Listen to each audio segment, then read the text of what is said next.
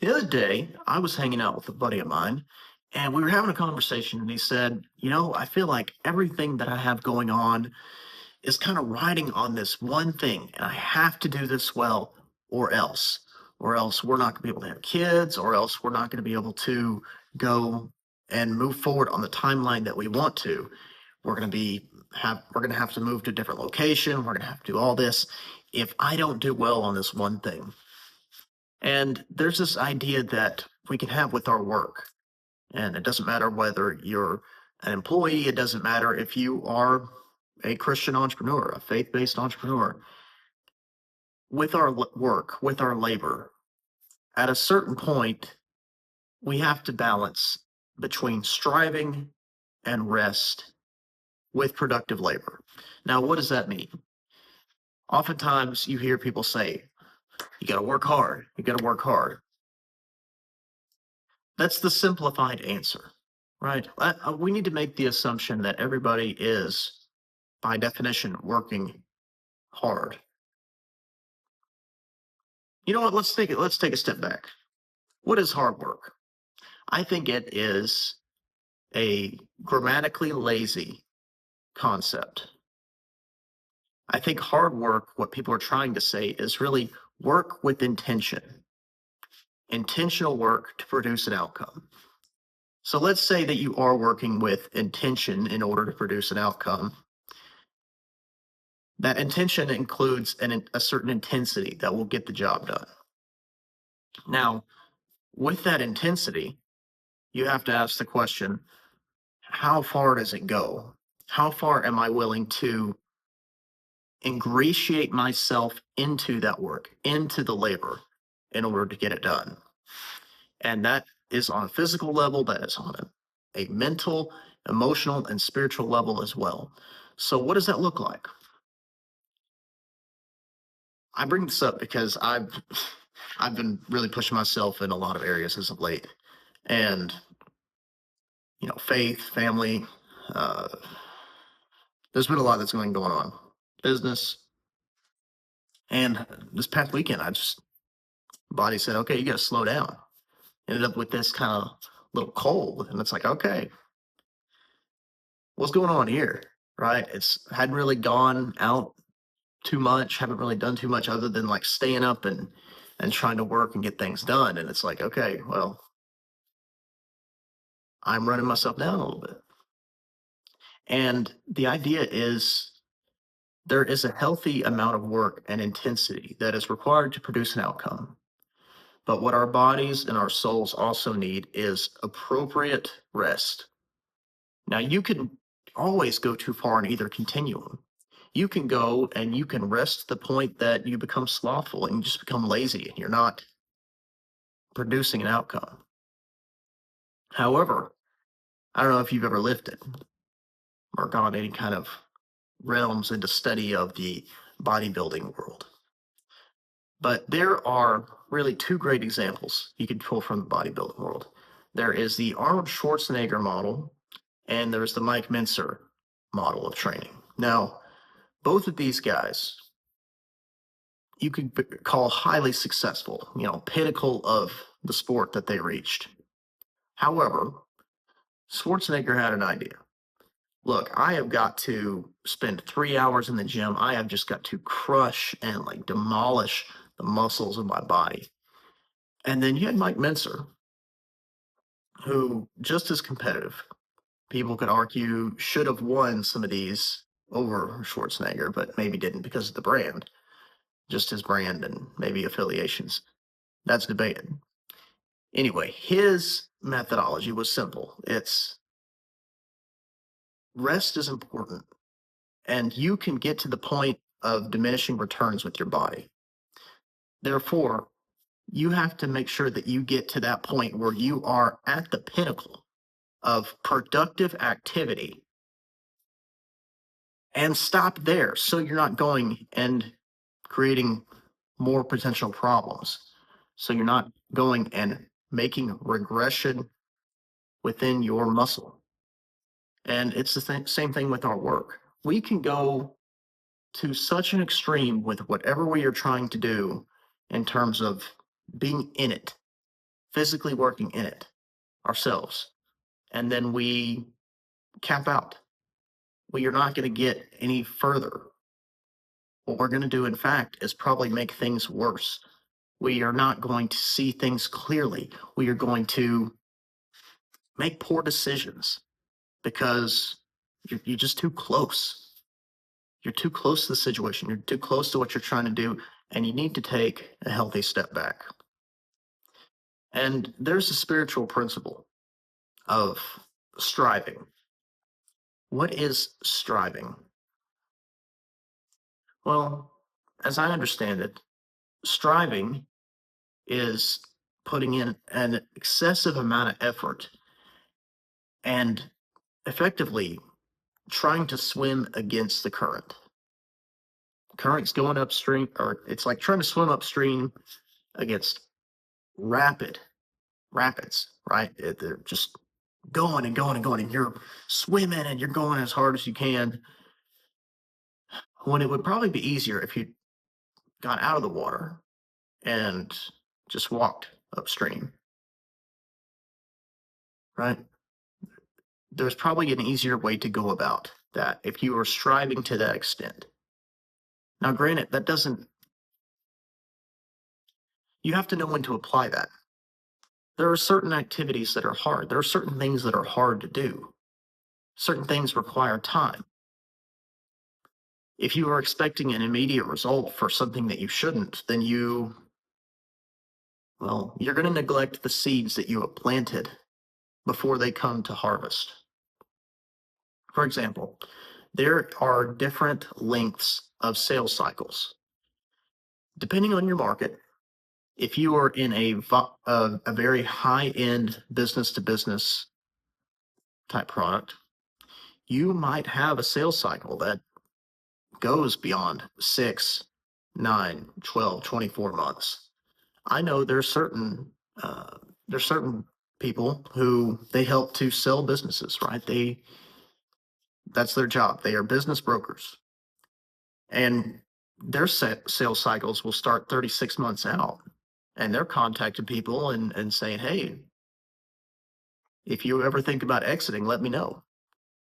And then they're just dropping seeds, and then they're helping to nurture. And these deals, they can work so long and so intensely on, only for them to fall through. And that's why you need to have a robust pipeline as well, just in case you're not reliant on a single deal to move things forward.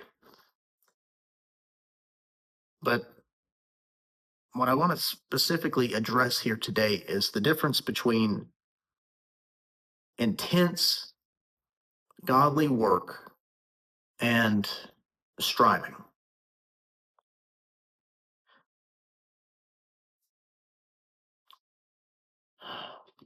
The word says, be still. God says to us, be still and know that I'm God. You cannot strive. You cannot try to swim up the current and be still. It's something that is refreshing. It is something that we need to be able to do. And at the right time, because we can. We can run ourselves down, and we can end up in a worse situation if we don't take a second to pause. So part of a godly work ethic is knowing when to put the keyboard down, lay it down, go do something else. You can go and visit with people and have community, and that can be productive, even if you aren't there, even if you aren't necessarily mentally obsessing over everything. And that's the problem that you could have. If you are somebody who is a highly driven individual, if you are somebody who wants to achieve massive things, you can let that preoccupy your mind to the point of, well, ruin. When I say ruin, you ruin your most important relationships, your relationships with your family, relationships with your friends, and relationship with God. So again, and it comes down to, what do you value? And what is your mission? Really ask yourself, what is your mission? Are you somebody who is first a insert your title here? Are you at first a plumber? Are you at first a entrepreneur? Are you at first a so and so? Or are you a believer first? Are you a Christian first that does X, Y, or Z and is working towards the desired end result?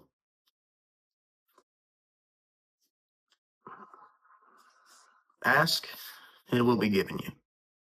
Seek, and you will find. Knock, and the door will be open to you. It's a beautiful scripture. And primarily, the original intent is, again, seeking out God, but is also thematic. If you want to achieve something, you have to seek it out. If you want to make a sale, you have to be willing to knock and get the attention of somebody in a dormant state and ask. If you want something done, you have to be able to ask for it. And so we would do well if we did ask God. So, what is the proper? I don't want to use the word balance because balance implies that there is a difference between your life of faith and your life of work. I think it should be integrated. But what is the proper structure for life in your work, in your rest, in your and everything? And it's a gray area. There's not necessarily something that is perfect. And there's seasons, right? The man who has a couple little kids at home, right, there has to be a different focus. There are obligations that you have than somebody who is just, say, a single man and he's working on building up and becoming, you know. So know your season, know the goal, and whatever work that you are doing, borrow this phrase because this has been working for me and at least my household. We will do our best and God will take care of the rest. You have to have a fundamental belief that I'm going to get back what I put out, and whatever work I put forward will be yielded to me in due season at the right time.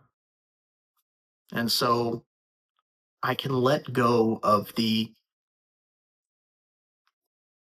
I can let go. Like I don't have to be like this. I don't have to have closed fists trying to grasp and hold on to the outcome. And it's important. If you're somebody who's ever worked in sales and you understand sales, and a lot of faith-driven entrepreneurs, you've had to know how to sell. You've had to learn that. You know that if you're like, I have to make this deal, I have to make this deal, the prospect can see it. They could see your desperation and something something that is almost a repellent, right? The very thing that you want, you end up pushing away because that desperation is a call it mosquito repellent. It's a client repellent from you. So, what's the cure? What's the cure to desperation? What's the cure to obsession in a negative light? There can be positive obsessions, but I mean, compulsivity. How do you cure your impulsivity? It's knowing that I will get back what I put out, that I will do my best and God will take care of the rest. And regardless of the outcome, trusting Him in that. If it doesn't work out the way that I think it should, okay, that's on me. What can I do? What can I do with the situation now? How can I react accordingly? And how can I move forward? There's a lot of things to consider in terms of a biblical work ethic, but The attitude is the biggest thing here, because there's one that allows you to operate in joy and work with a godly expectation that you're going to achieve, and another that is filled with worry and filled with doubt. If you're compulsively obsessing, and every moment that you exist, no matter what situation you're in, if you're at dinner with your family, you're thinking about how you're going to achieve X. If you're going and you're supposed to be present and at church and you're thinking about this, like, you need to tap into some rest. You need to let go.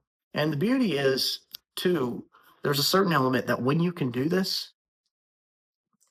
you give your subconscious time to process and work on things too.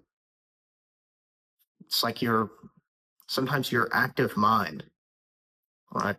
Your conscious mind needs a healthy rest, needs a healthy break, needs a healthy distraction from whatever task you have at hand.